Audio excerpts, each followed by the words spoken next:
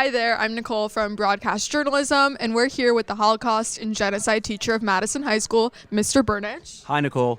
And we're going to be talking about the implementation of Holocaust and Genocide classes into the middle school curriculum and how you feel about it.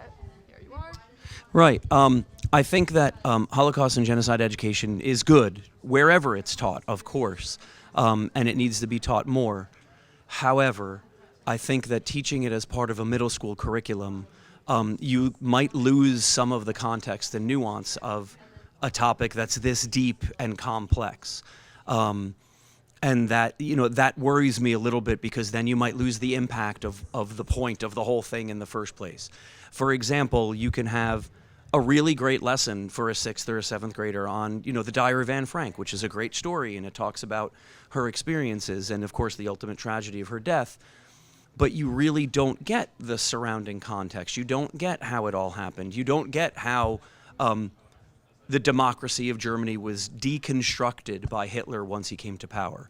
And I think, ultimately, if you're going to talk about the Holocaust and education, what's more important, her one story or the bigger story of how it happened?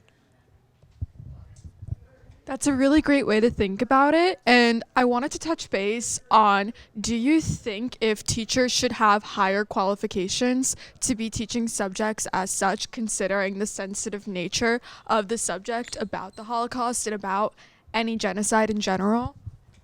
I think that's hard. Qualifications are not always easy to come by.